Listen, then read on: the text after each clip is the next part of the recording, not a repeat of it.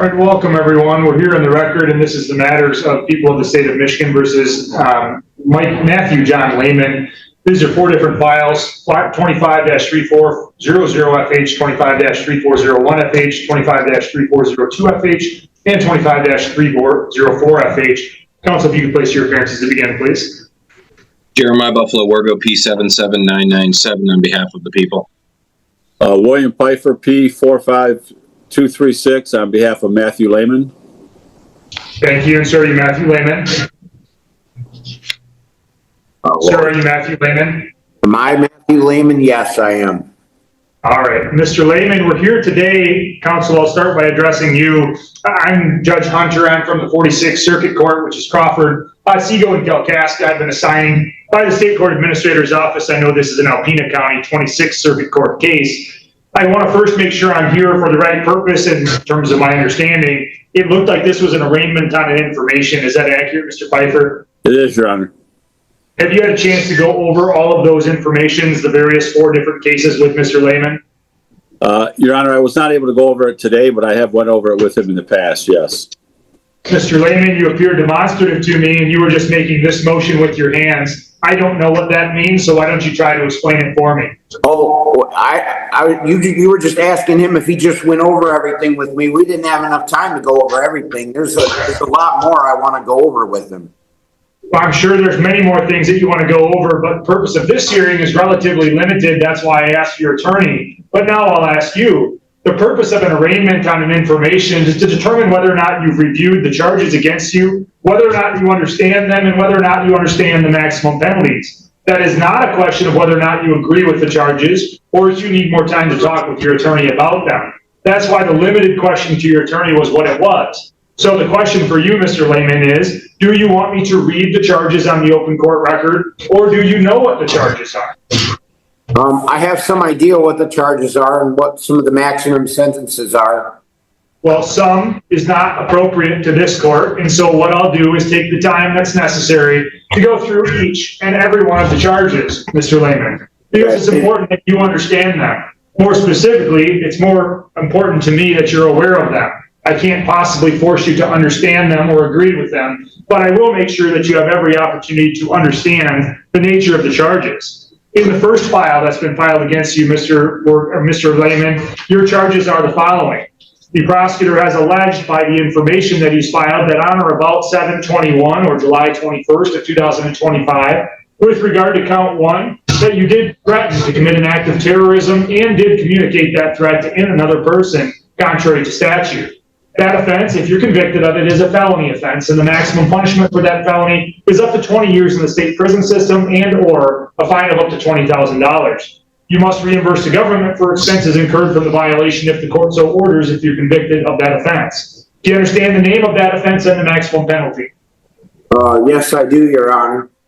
Count two in the information there charges you with the offense known as false report of a threat or terrorism, and that alleges that you did threaten to commit an act of terrorism and did communicate that threat to another person contrary to statute. Again, count two is a felony offense. The maximum punishment for that felony is up to 20 years in the state prison system and or a fine of up to $20,000. The court has the opportunity to order you to reimburse the government for expenses incurred from a violation of that statute. Finally, in count three, you're charged with the offense of interfering with the crime report. The prosecutor alleges that you did retaliate or attempt to retaliate against another person for having reported or attempted to report a crime committed or attempted by another person contrary to statute. That particular offense is a misdemeanor offense, and the maximum punishment is 1 year in the county jail and or a $1,000 fine. The consecutive sentence may be imposed for any other conviction. Are you now aware of the charges that have been filed against you and their maximum penalties in that file? Yes, I am, Your Honor. Turning to file number 25-3401FH. In that particular case, the information charges you with the offense of count one, malicious destruction of fire or police property. In that case, the prosecutor charges that on or about July 21st of 2025, that you did willfully and maliciously destroy or injure certain personal property, to wit, a security or surveillance camera, belonging to or possessed by the Alpena County Jail contrary to statute. That offense is also a felony offense, and the maximum punishment for that felony offense is 4 years in the state prison system and or a fine of up to $5,000. Did you have a question, sir? Oh, no, I was just pointing out, I'm in the exact cell where I did it. It was that camera up there that I broke with. Mr. Lehman, let me make this more simple for you. This is not a hearing where I'm making factual determinations. This is not a hearing where I've yet sought input from you except as to limited questions. And those limited questions are these following. Have you had a chance to read the allegations against you? Do you understand the charges? And do you understand the maximum penalty? That's it. That's all I'm asking, and that's all I'm permitting. So any of the commentary that you might have, you can save it for your attorney and or for a jury and or for me if you determine to have a bench trial. But the focus of this hearing is not for you to tell me anything else about the case. Do you understand? Yes, I do, Your Honor. So do you understand the nature of the charge and the maximum penalty associated with count 1 in the second file? Yes, I do, Your Honor.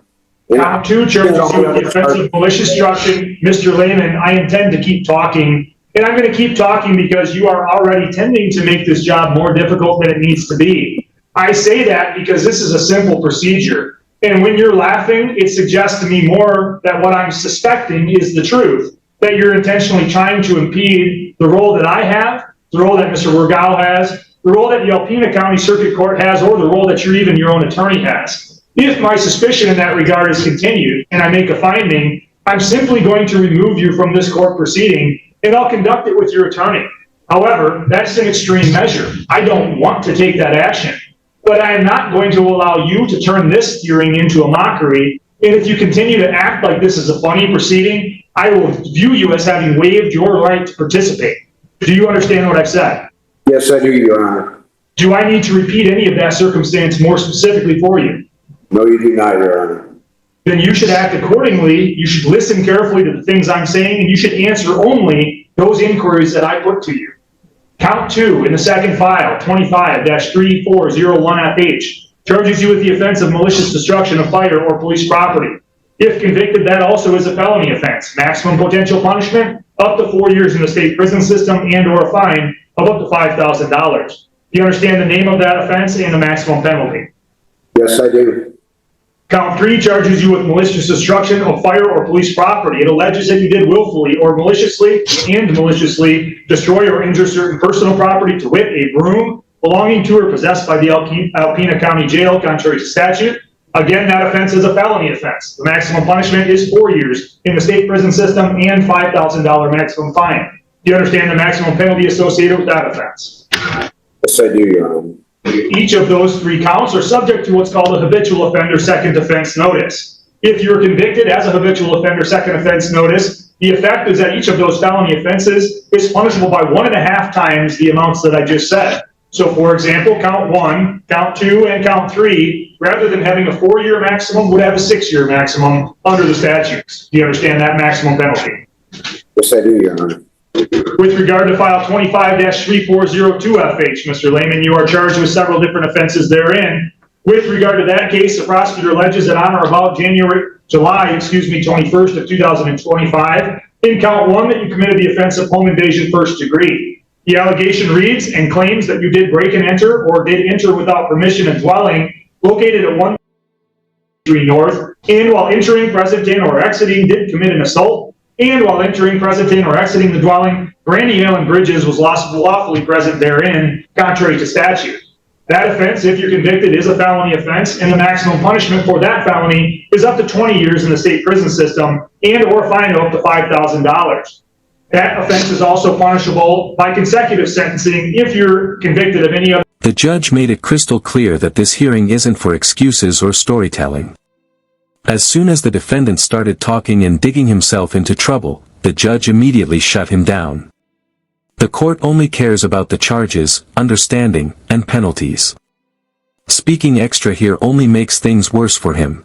Conviction arising from the same transaction or occurrence. Do you understand the nature of that charge and its maximum penalty? Yes, I do, Your Honor. In count 2, you're charged with the offense known as criminal sexual conduct in the 4th degree, force or coercion. The prosecutor reads and alleges that you did engage in sexual contact with another person, to wit, Brandy Allen Bridges, using force or coercion to accomplish the sexual contact contrary to statute. Do you understand that allegation so far? Yes, I do, Your Honor. That is a Tier 1 offense under the Sex Offenders Registration Act if the victim was 18 years of age or older.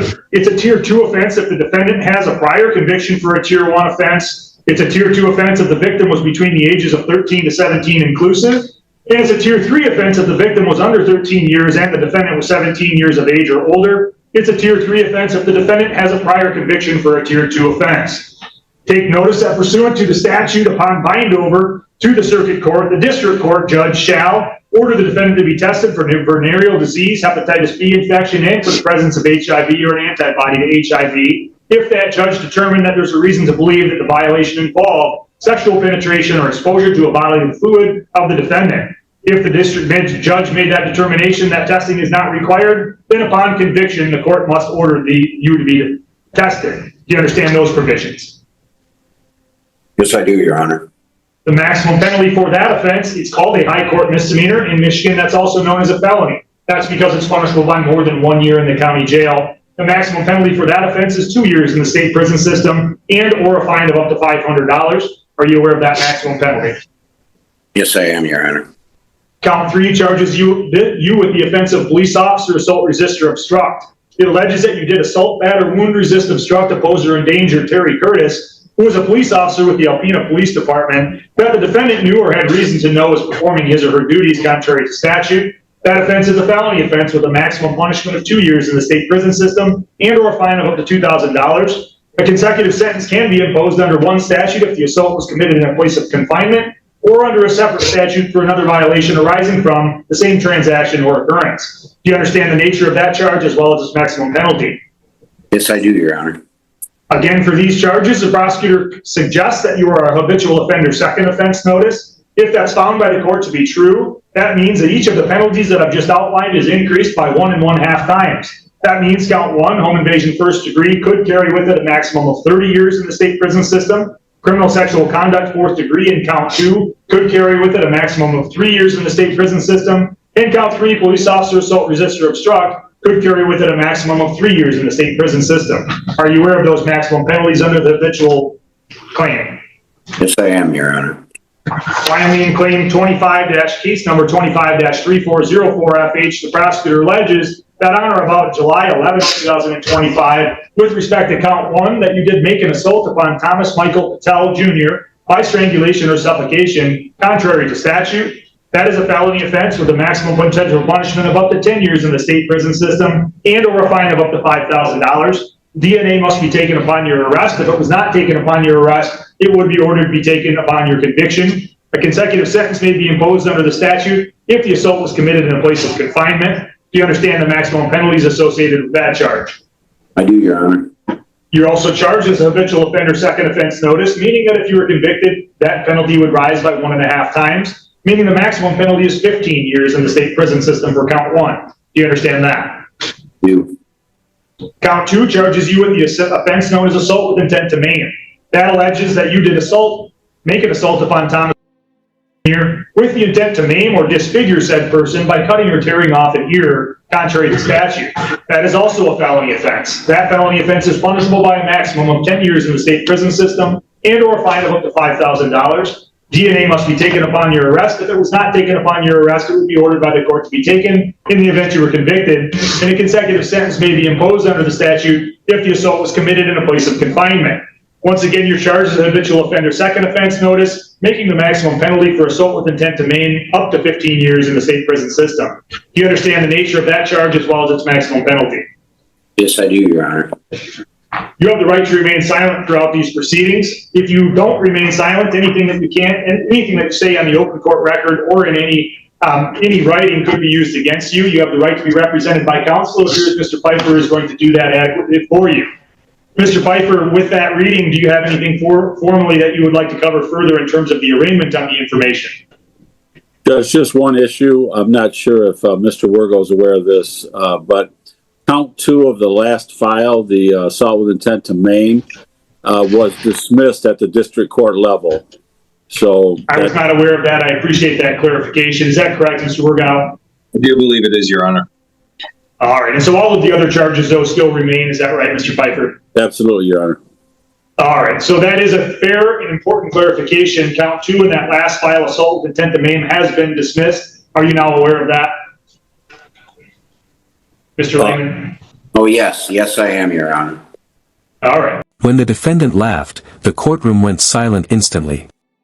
The judge issued a stern warning that if this behavior continued, the defendant could be